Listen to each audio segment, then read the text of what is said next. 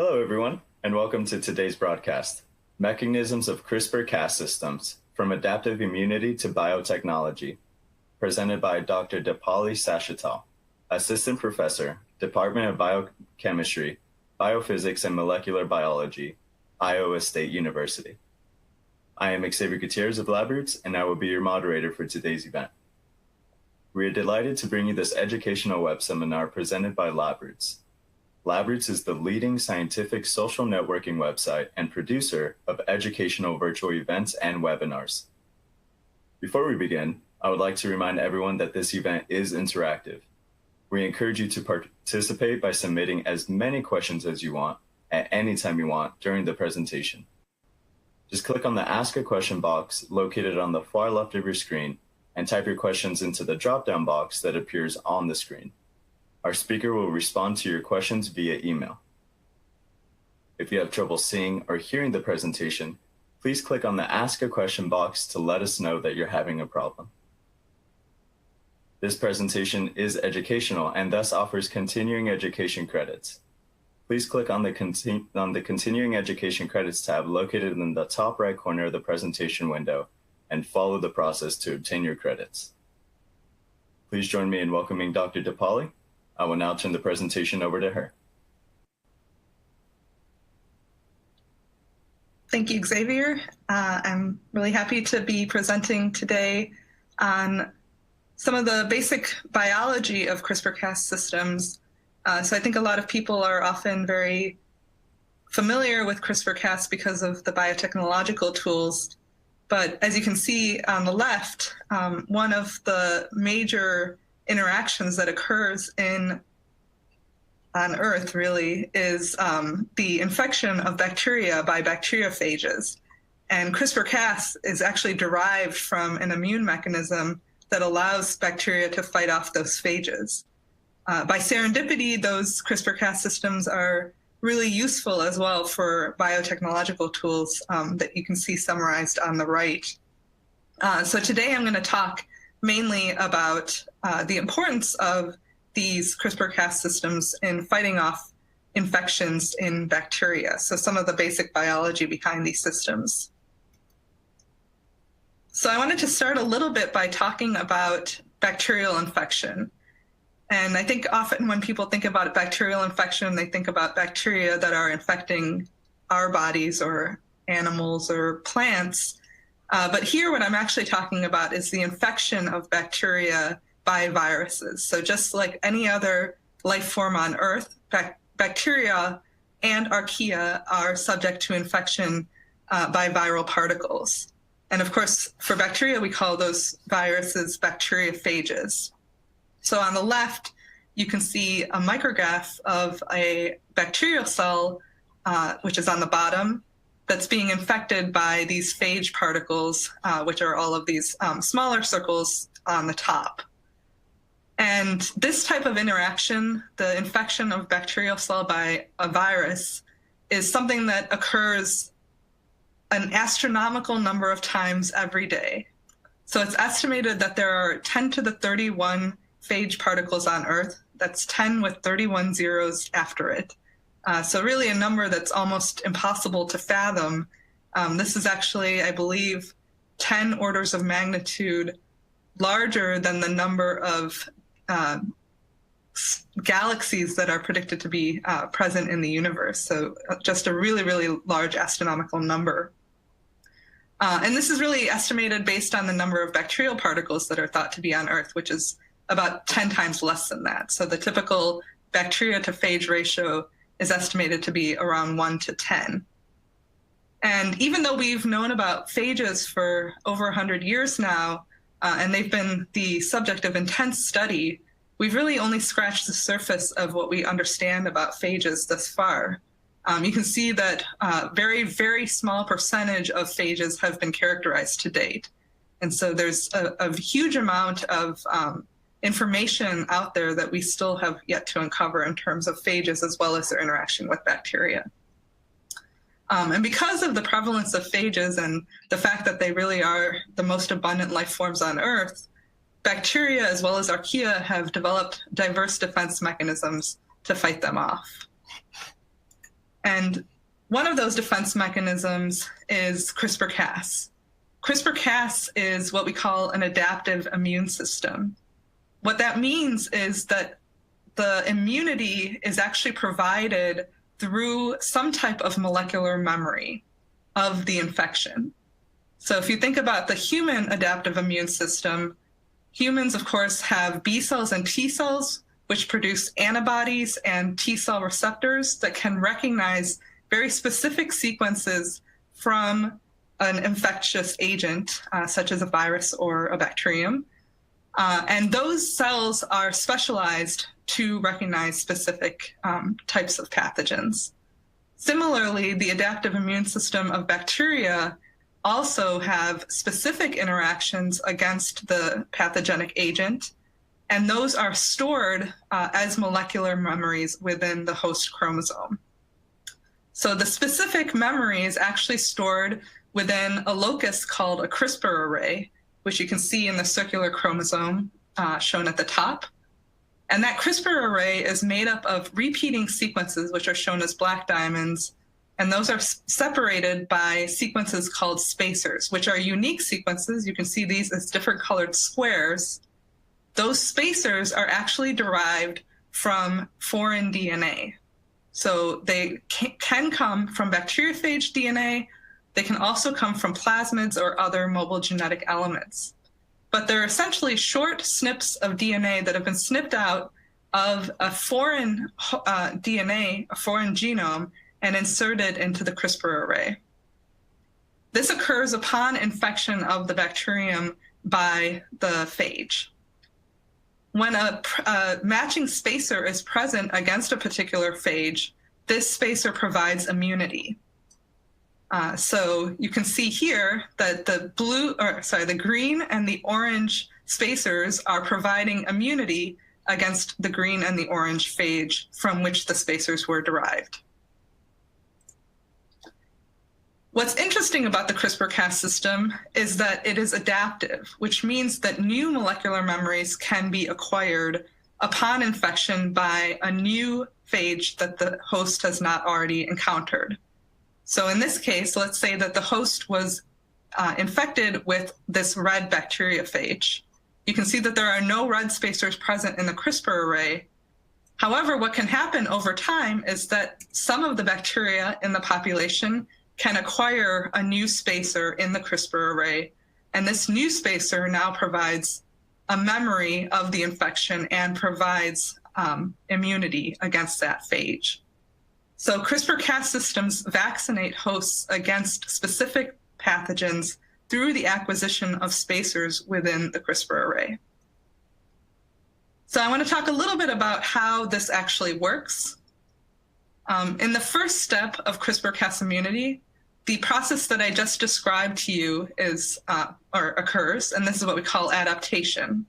So this is a process by which genes that are associated with a CRISPR, the so-called Cas genes or CRISPR-associated genes, which are translated into proteins that are involved in the adaptation process. So these Cas proteins can sense the infection by a foreign DNA and snip out a short piece of that DNA and insert it as a spacer in the CRISPR array. So in this case, these adaptation proteins are snipping out a blue piece of DNA and inserting it into the CRISPR array. Next, the CRISPR is transcribed into what we call a pre-CRISPR RNA. This is a long CRISPR RNA, or a long transcript that contains all of these repeating sequences and all of the spacers between them. The pre-CRISPR RNA is processed to form short CRISPR RNAs, and it's processed within the repeat. So what that results in is that each of the CRISPR RNAs, the resulting CRISPR RNAs, contains a separate spacer sequence. And of course, each of those spacer sequences matches some piece of DNA from a foreign element. These can combine with other Cas proteins to form what we call an effector complex. So this is essentially a complex that's going to use the CRISPR RNA and is going to act as the effector for the CRISPR RNA. And what it uses it for is to, of course, find the complementary region within the DNA from which the spacer was originally derived. So upon finding that, the Cas effector complex can unwind the DNA and allow for the RNA to base pair with the matching sequence in the DNA.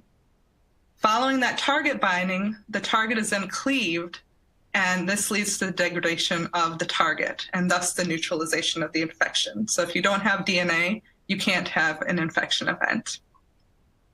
So this is the overall mechanism by which CRISPR-Cas immunity works. And I'm sure many of you are familiar with the process that's shown on the right, what we call interference. This is, of course, the basis for genome editing, because we can program an effector complex such as Cas9 with a guide RNA that matches a DNA sequence of interest. And because Cas9 contains intrinsic endonuclease activity, it will cleave that DNA that matches to the guide RNA sequence. And upon repair of the DNA break that is caused by this cleavage, you'll have some kind of change that occurs within the DNA. So that's the basis for genome editing using CRISPR systems. So I want to focus in on one part in particular of this mechanism, because this part is very, very important in order to understand how the interference mechanism actually works. Even though this part is very important, I've only depicted it in this overall picture with a single arrow, which is shown in the circle. But what's really happening during that step is that the effector complex is searching the vast amount of DNA that's present in the cell in order to find the potentially only one single complementary sequence that matches to the CRISPR RNA. So this is a very daunting task, because not only is there foreign DNA in the cell, but of course there's also the bacterial chromosome, which in some cases can be hundreds to thousands of times larger than the piece of DNA that it's actually searching for. And there's really nothing intrinsically different between the chromosome and the foreign DNA that would allow the Cas effector to focus its energy in searching just the foreign DNA. So it kind of has to search all of this DNA in order to find that sort of needle in the haystack. So how is this achieved? This is a very complicated process. Well, the Cas effector actually simplifies its process by, instead of searching for these long pieces of DNA, searching instead for a shorter segment called a PAM that's located just next to the target site. So I'm going to show you this in the next slide. So the PAM is a sequence that's located next to the complementary region of the target. This is not actually complementary to the CRISPR RNA. It's simply a sequence that the Cas effector uses to simplify its search mechanism when looking for the complementary region. So the complementary region has to be next to a PAM. The Cas effector can simplify its search by only looking for complementarity next to regions with a PAM. So here you can see a target with a PAM located adjacent to it. The Cas effector initiates the target unwinding by first interacting with the PAM. This allows the Cas effector to interrogate the adjacent sequence for complementarity with the CRISPR RNA. So it begins unwinding in a directional manner away from the PAM. And if a complement is present, this allows for base pairing between the CRISPR RNA and the target. This means that the first several base pairs that form what we call a seed region are more important than the base pairs that form further away from the PAM. So this PAM proximal region of the target is very important to ensure that you're going to have high affinity and fast binding of the Cas effector to the target. If a full complement is present, then this CRISPR RNA DNA duplex will zip up, as is shown on the right, and this is what we call an R loop. This is the final form of the Cas effector bound to the double-stranded DNA. So I've told you that the PAM is very important and the seed is very important for target binding. And one thing that can happen during a viral event or a viral infection is that you may have some phages that have accumulated or have random mutations somewhere in their genome just due to replication errors that can occur. If a phage is fortuitous enough to have a mutation in the PAM or the seed region, this will block binding of the Cas effector to that target and essentially lead to escape of that phage from the immune system. So as a result, the PAM and the seed are often sites of escape mutations in bacteriophage. So this brings up an interesting point. Because Cas effectors have to be specific, right? You have to have some specificity for the target sequence, because if you don't have that specificity, the Cas effector and the interference mechanism could potentially be toxic to the cell. You could have situations where the Cas effector is binding to the host chromosome and is affecting interference against the host chromosome, which would lead to autoimmunity. However, so that would be the situation that's shown in the middle, where you have low specificity that could lead to autoimmune effects. On the left, we can see a very high specificity situation where basically everything that's occurring is only occurring at a perfect target with a perfect PAM and a perfect seed and a perfect entire target sequence. This is also not ideal for a CRISPR-Cas immune system, because if a system is very highly specific, it's much easier for phage to escape from it. So I mentioned that you can have escape mutations in the PAM and the seed, but not all mutations are necessarily equal to each other. And so Cas effectors have to have some relaxation of their specificity in order to stave off too much escape from occurring. And so the fidelity of Cas effectors is really finely tuned, or at least that's what we think, to be more in the medium range, in a range where some mutations can be tolerated, but too much difference between the CRISPR RNA and the target sequence will basically cause rejection of the target. So medium specificity allows broad targeting against phages that have mutated, or phages that are closely related but not identical to the phage from which the spacer was originally derived, but at the same time limiting toxicity through autoimmunity. So this is a question that my lab has been very interested in. How is the specificity of CRISPR-Cas systems tuned?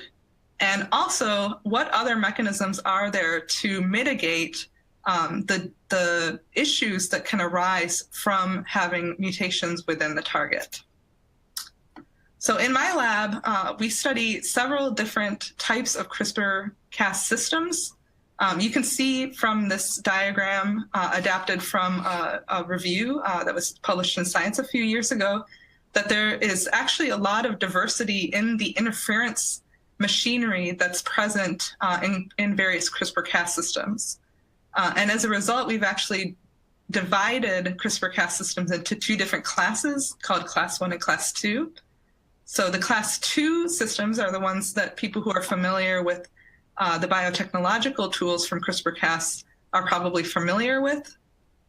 These include the type 2 systems, which use Cas9 as the effector complex, the type 5 systems, which use Cas12 or CPF1 as the effector complex, and the type 6 systems, which use Cas13 or C2C2, which is actually an RNA targeting Cas effector. And all of these have been adapted for various types of biotechnological purposes. So in my lab, we do study the type 2 and type 5 systems, but I'm not going to talk about them today because I want to focus more on the basic biology of these systems. I'm going to talk today about a type 1 system, and you can see that the Class 1 systems in general are quite a bit more complex in terms of their effector complexes than the class 2 systems. So they are characterized by having multi-protein effector complexes as opposed to the single protein effector complexes that are found in class 2. So this is why class 2 makes for great biotechnological tools, because they're much more compact. You only have a single protein as opposed to the multiple proteins that are present in the effector complexes of class 1. So I'm going to focus today on type 1, and specifically, I'm going to talk about the type 1 system that's found in E. coli. So this is a system called the type 1E system, and the Cas effector complex that's found in this system is a large multi-subunit complex called Cascade. So you can see a diagram of Cascade on the left, along with the Cas operon structure on the top of the slide, as well as the CRISPR. So Cascade is made up of 5 genes that are shown at the top. These are present in an unequal stoichiometry within the complex. So there's actually 6 copies of the Cas7 gene and 2 copies of the CSC2 proteins. And this complex, very similarly to what I just described, uses a CRISPR RNA to bind to a complementary target, and also recognizes the target using the PAM sequence.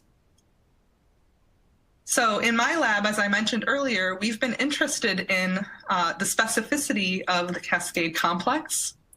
And in particular, we've been interested in how the target sequence can actually lead to 2 different immune responses. So I've talked already about interference.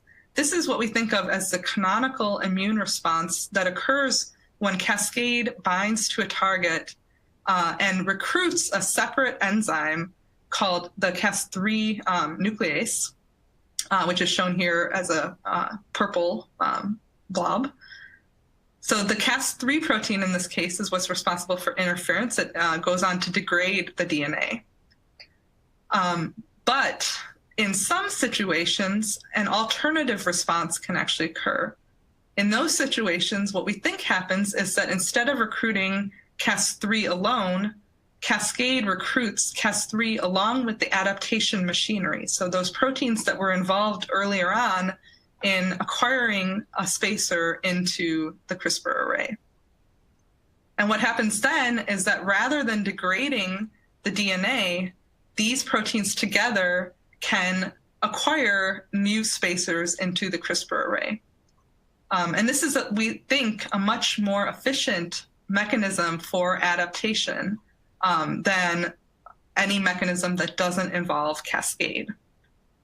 So this process, as opposed to interference, is what we call priming, this process that's shown on the right, and is an alternative immune response that occurs, and especially occurs when there are mutations present in the target. So mutations within the PAM and the seed are often triggers for priming to occur. So in my lab, we've been asking the question, what determines this functional outcome? And so one of the first things that we wanted to look at are what types of mutations. So I said PAM and seed mutations, but of course there's many different types of mutations that can occur. The type of nucleotide that is that the sequence is changed to, as well as the position of the mutation. And so one of the early experiments that we did in my lab was to create a screen to test for either interference or priming when we have a randomized library of PAM or seed mutations.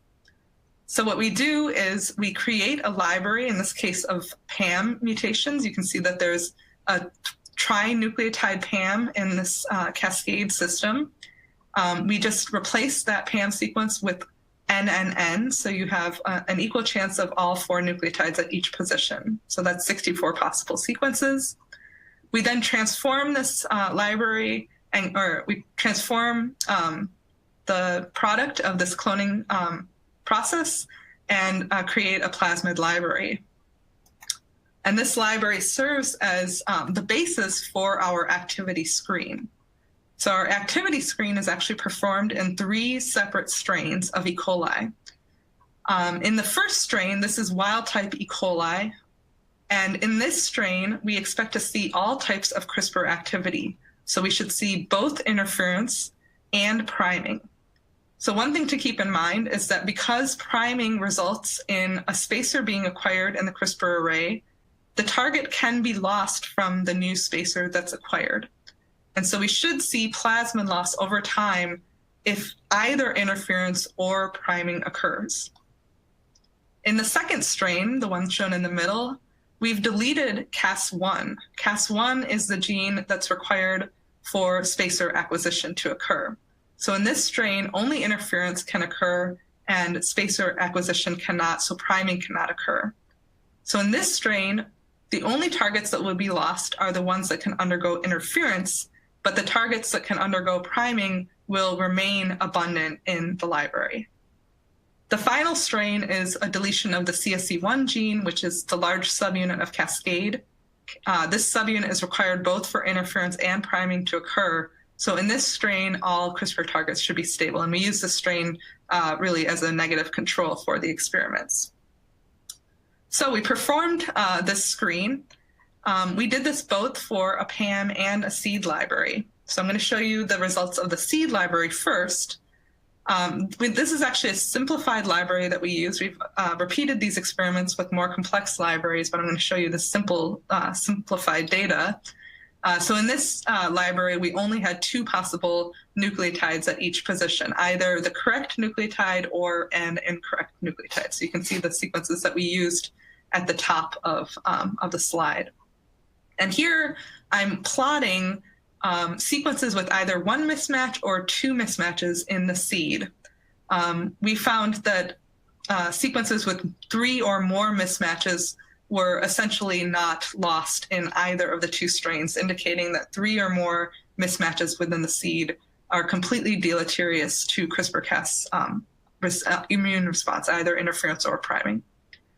So on the y-axis, I am plotting the relative number of counts in the wild-type strains. So these are basically, or we're basically looking at the either depletion or enrichment of sequences that may have undergone either interference or priming. On the x-axis, we're looking at the relative counts in the strain that only underwent interference. And so what we're looking for here are basically sequences that are depleted in either the interference strain or the strain that underwent both interference and priming. And we can see those sequences in the lower left hand box in the, or basically under the line in the lower left box of the plot. Those are sequences that have been depleted in one or the other strain or both. So we can first of all see that most of the single mismatch sequences are highly depleted in both strains. Those appear very near the origin of the graph, which shows that to some degree, these types of single mismatch sequences can be tolerated. These single mismatches can be tolerated for CRISPR interference because they're being lost in the strain that undergoes both priming and interference. I do want to point out, though, that there is a single mismatch sequence, and for one of the spacers that we looked at, this is a mismatch at position 1, and you can see that this one is not lost for the first spacer, spacer 1.1, but it is lost for spacer 2.1. So what this shows us is that there's differences in the effects of mutations, potentially depending on the type of mismatch or depending on the spacer sequence. You can see conversely that mismatch at position 4 is deleterious for spacer 2.1, but is not problematic for spacer 1.1. And notably, any of, or either of these mismatches in combination with a second mismatch, which are now highlighted in magenta, are completely deleterious to CRISPR-Cas immune response, either priming or interference. We were also surprised to find that there were a couple of double mismatches that were also tolerated in some cases. So for spacer 1.1, we found that mismatches at positions 5 and 7 could be tolerated, although this was quite deleterious for spacer 2.1. Conversely, for spacer 2.1, we saw that mismatches at positions 2 and 8 are tolerated, which was not tolerated for spacer 1.1. So the overall message here is that we can see that depending on potentially the spacer sequence or the types of mismatches, seed mutations can have very different effects on whether or not CRISPR interference or priming can occur. So we did the same thing for PAM mutations, and this data I think is actually a little bit easier to look at in terms of separating the PAM sequences into different types of or different groups. So again, we see a number of sequences that are near the origin of the graph, which are shown as blue. And these are the sequences that we think can undergo interference. They were lost in both the strain that only allows interference to occur, as well as the strain that has both interference and priming. The yellow sequences are slightly enriched in the strain where only interference can occur. So this indicates that some that some interference does occur for these PAM sequences, but they also undergo priming as they are depleted more rapidly in the strain that undergoes both priming and interference. And most interestingly, we saw this purple group of sequences that are high or to various degrees depleted in the strain that can undergo priming, but remain pretty much constant in the strain that can only undergo interference. These are sequences that we believe are basically blocking interference. These mutations block interference, but still allow priming to occur. And so I just wanted to point out a couple of these in particular. Very surprisingly, I think, we saw, again, different levels of defects depending on the spacer sequence. So here you can see that there were 3 PAMs, AAA, AAC, and ATA, that were essentially completely lost in both strains for spacer 1.1. But these sequences were only lost to a much lesser degree in the interference strain for spacer 2.1. So there's, again, these spacer sequence dependent effects on the mutations. And you can see that again for these other examples and these examples. All right, so I want to talk very briefly about how do these target mutations alter immune outcome. We actually think that this is a very complicated process that's dictated by a number of different factors. So one factor is the binding affinity and kinetics of the Cas effector binding to the target. So you can see here, we're looking at a simple binding assay, so a gel shift assay, where when Cascade binds to the DNA, it should shift the DNA slightly due to the change in the molecular weight of the complex. So this is a run on an agarose gel. And you can see that for the AAG PAM, which is a canonical PAM, a non-mutated PAM, that you get shifting of the DNA at around 2 nanomolar of Cascade, about 50% shifting at 2 nanomolar. You can see that for the 2 spacers that we're looking at, the AGA PAM had different effects in terms of whether it fell into a stable group, the gray group, or a group that could undergo interference or could undergo priming but not interference, so the magenta group. And for the magenta group, we can see that the binding affinity is slightly affected. So as opposed to being shifted at 2, it shifts at more like 10, so about a 5-fold defect in binding affinity. Whereas for spacer 1.1, where we have a gray, or where it fell into the stable group, we don't see shifting at all. So essentially, for some reason, this mutation for the spacer 1.1 sequence kills the binding or the kinetics of binding by cascade. And so we think one possibility for whether or not immune response occurs at all or immune response is shifted from interference to priming is the effect that the mutation has on cascade DNA affinity. Another thing that we've observed is that mutations can cause slower interference. So in this case, what we're looking at is a seed mutation. This is one of the mutations that we found does reduce the activity of cascade in the interference strain. And what we can see here, in this case, what we did was we have a DNA that's been pre-bound by cascade. So cascade is already bound to the target, which should eliminate any binding affinity defects from affecting the rate at which Cas3 can cleave the DNA.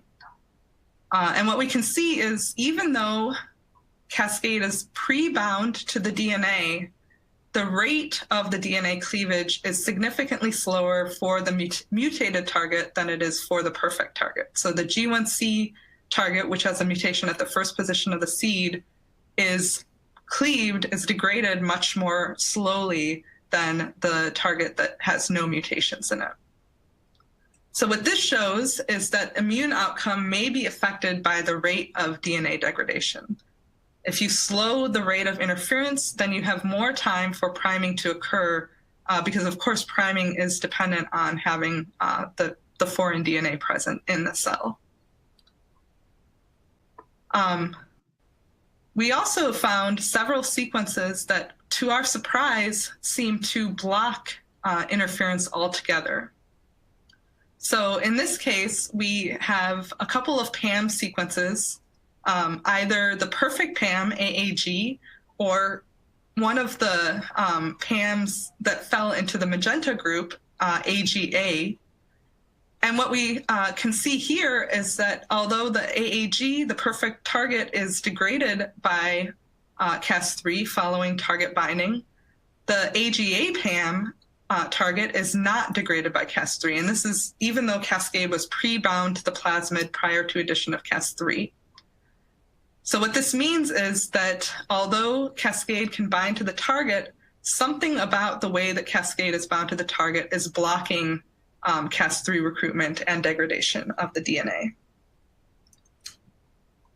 And we've gone on to show that the basis for this blocking of target degradation by Cas3 is actually due to an alternative conformation of cascade when it's bound to a target with an AGA PAM. So this work is already published. I'm not going to talk about it. You can read about it in the paper that's cited on the bottom on the right. But we were able to show that the CSE1 subunit, which is responsible for recruitment of Cas3, adopts a different conformation when there's a mutation in the PAM or in the first couple nucleotides of the seed. And we believe that this alternative conformation blocks recruitment of Cas3 and therefore blocks interference and instead allows for priming to occur. All right, so I want to summarize this part of the talk by telling you about, first I just want to say, to summarize this slide, that immune outcome may be affected by cascade conformation. So just to summarize, I want to say that we've shown that spacer sequence identity can affect immune response. And this is not only through the mutation of the different sequences, but we also believe that depending on the spacer sequence, you can actually have different responses based on the type of mutation that occurred. So I showed you several examples of when we compare two different spacers, the same type of mutation has a very different effect for those two spacers. We believe that target mutations can alter immune response through multiple mechanisms. We can observe that, of course, these mutations will have an effect on cascade binding affinity and kinetics. This is to be expected given the fact that we are altering the sequence that's actually being recognized. Surprisingly, we can show also that even if cascade can bind to the target, the rate of degradation can be severely affected, either through slowing of the cleavage or through complete blockage of the cleavage. And we believe that this rate of target degradation is controlled by the conformation of cascade. One of the interesting ideas, I think, that comes out of this type of research is that we think what might happen is that some spacers may provide better defense than others. So I've shown you that different spacer sequences have, or that mutations have different effect depending on the spacer sequence. What that means is that potentially there are some types of sequences that may be less subject to escape mutations than others. If you have, say, a spacer sequence that can tolerate more PAM mutations or more seed mutations, it may be a spacer that is less susceptible to phage escape because there are fewer mutations that can potentially lead to that escape. So one of the questions that we're asking now is whether intrinsic spacer features can help to combat phage escape. Another question that would be interesting to look into once we're able to actually define what those intrinsic spacer features are is whether or not those better spacers are actually enriched in nature. So you can imagine a couple different ways in which spacers could be enriched. One is that spacers that provide better defense are preferentially taken up by the adaptation machinery. Another is that bacteria that have these better spacers are more fit than bacteria that have spacers that are more prone to phage escape. And so those are the ones that persist in nature. And so if we're able to define what intrinsic spacer features lead to better defense, we might be able to look into whether or not those types of spacers are enriched in nature. All right, with that, I would like to thank members of my lab who did this work. In particular, Chaoyu Shui, who is a former graduate student in the lab who graduated last year, as well as other members of the lab who have continued to work on this project and several other projects related to CRISPR biology as well as CRISPR biotechnology. I'd also like to thank Andrew Severin and Arun Sitharam, who are part of the ISU Genome Informatics Facility, who helped with some of the computational work in analyzing high-throughput sequencing data, as well as our funding sources. And I'd also like to thank LabRoots for giving me the opportunity to present some of our work to you today, and thank the audience for tuning in. And I'm happy to take any questions. Thank you, Dr. Dipali, for that informative presentation. We will now start the Q&A portion of the webinar, and we'll address some of the most commonly asked questions by our viewers. If you have any questions you'd like to ask, please do so now. Just click on the Ask a Question drop-down box located on the far left of your presentation window. Type your question into the box that appears on your screen and click on the Send button. Our speaker will follow up with your questions via email. Now let's go first question. What implications do your findings on the differences in sequences have on genome editing applications? So I think the question was, what implications do our findings have on genome editing applications? And I think that's a really great question. So we found, of course, that different spacer sequences can tolerate mutations to a different level.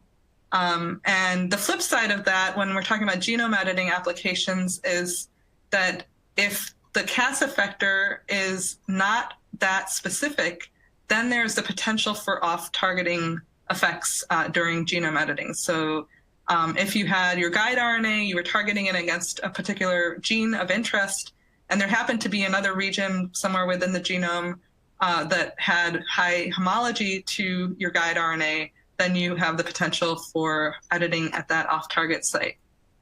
So this is, of course, one of the issues with using these Cas effectors that are intrinsically a little bit less specific because they've likely evolved to be able to tolerate some level of mutation somewhere within the target in order to kind of stave off phage escape. So I think some of the implications of our work is that there's the potential that different guide sequences could have stronger off-target effects because they are more tolerant of mutations. So I talked at the end of the talk about whether some spacer sequences are better than others in terms of providing immunity because they can provide broader specificity and be less prone to having escape mutations. On the flip side of that, those same types of spacers that are have broader specificity, which actually make for worse guide RNAs for genome editing. So I think that understanding really what the intrinsic specificity or the intrinsic sequence features that lead to these different levels of specificity is important not only for understanding the immune response, but also for understanding how we should design guide RNAs during genome editing experiments.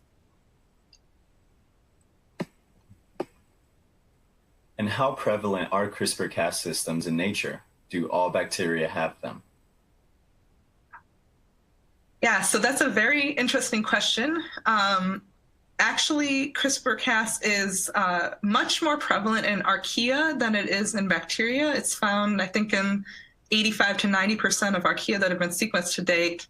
But there are estimates that it's found in only somewhere between 10 to 40% of bacteria. So it really depends on what we're considering in terms of bacteria. I think it's found in about 40% of bacteria that are culturable and have been sequenced. But if you also look at unculturable, so less studied bacteria, they actually tend to be a little bit de-enriched in some cases. And the implications of that are quite interesting, I think, and it's a major open question in CRISPR-Cas biology. Why are they so prevalent in archaea, and why are they so underrepresented in bacteria? There are, I think, some pretty obvious reasons for why CRISPR-Cas may not be that widespread. One obvious reason is that there are actually anti-CRISPR mechanisms. So phages have evolved proteins that can kind of switch off CRISPR defense mechanisms. So these are proteins that will either bind to the Cas effector, or in the case of the type 1 systems, they can bind to Cas3. And they can basically block the immune system from actually working.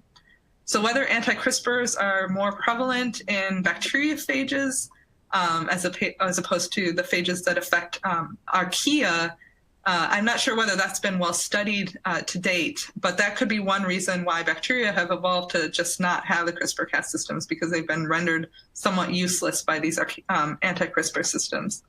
Another interesting possibility, I think, is that CRISPR-Cas systems can be a little bit toxic to the cell. And one reason for that is that there isn't, at least as far as we know, a very well-defined mechanism for ensuring that spacers are taken up from the foreign DNA and not taken up from the host. So I talked earlier about the toxicity, potential toxicity of a Cas effector if it's too low in its specificity. But another way that they can be toxic is if you accidentally take up a spacer from the host DNA. So if you take a spacer from the host DNA, then you have a perfect match to somewhere in the host DNA that will cleave the host DNA and you will have autoimmunity. That cell will die. So in some ways, having these systems can be a little bit dangerous to the cell. On a population level, it may not matter so much, but if that detriment doesn't really outweigh the benefits of having the CRISPR-Cas system, it's possible that over time the bacteria may have lost them. Another possibility, although I think this one is a little bit less relevant, considering some recent research, is that CRISPR-Cas systems limit horizontal gene transfer, and you, of course, can acquire, or bacteria can acquire some very useful genes, either pathogenicity genes or antibiotic resistance through horizontal gene transfer. So in that way, potentially having a CRISPR-Cas system can limit the benefits that could come from horizontal gene transfer. So I think that's a really interesting question, one that's very much still open in the field as to why CRISPR-Cas systems are far more prevalent in archaea than they are in bacteria. Okay, we have time for one more question. Okay. You talked about spacer acquisition, but are spacers ever lost? If so, how? Yeah, so that is a question that I get quite often. Yeah, so spacers are acquired. I didn't really talk about this, but spacers are acquired always at the 5' end of the CRISPR array. And that's a really interesting mechanism, because what that means is that the most recent memory that was acquired is the first CRISPR RNA that's actually going to be produced. And it's been shown that, in fact, that CRISPR RNA is generally the most prevalent in the cell, and that having the spacer acquired at the beginning of the array rather than somewhere in the middle actually does have a much more beneficial immune outcome. So the cells that have the spacer at the beginning of the CRISPR array are much more immune than cells that have the CRISPR somewhere in the middle of the array. And because the acquisition is polarized in this manner, that means that the spacers that are towards the 3' end of the CRISPR array are much older and could potentially be out of date, especially due to some of the things that I talked about in my talk today, such as phage escape. So over time, phages are going to evolve rather rapidly. Spacers become sort of defunct because they no longer have enough similarity to the target region. And those spacers are the ones that tend to get lost over time. So it's a good question whether or not spacers can get lost, because if they can't get lost and you only have spacer acquisition occurring, you're going to have a larger and larger CRISPR array, and that could eventually become very cumbersome for the cell. So it has definitely been observed that spacers are lost, and that they're generally lost from the 3' end of the CRISPR array. Unfortunately, I can't answer more than that. We don't know what the mechanism of how spacers are lost is.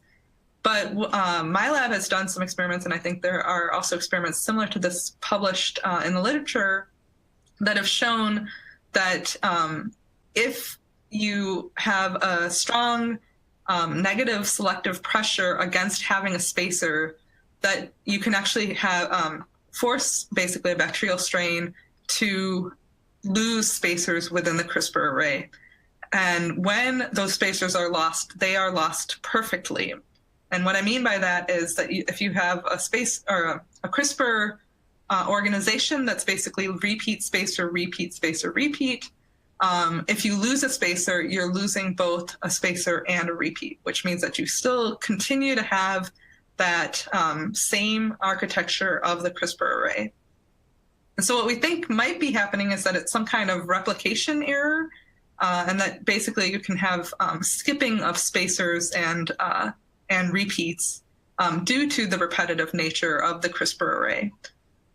So for some time, my lab was trying to look at whether there's an active mechanism for losing spacers. We haven't been able to find anything. So I think if there is a way that it occurs, that it might just be sort of naturally through these replication errors.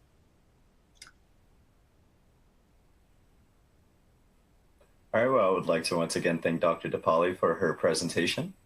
I would also like to thank LabRoots for making today's educational webcast possible. Before we go, I want to let everyone know that today's webcast will be available for on-demand viewing through January of 2019. You will receive an email from LabRoots letting you know when this webcast will be available for replay. Please share that announcement with your colleagues who may have missed today's event. That's all for now. Thank you for joining us, and we hope to see you again soon. Goodbye.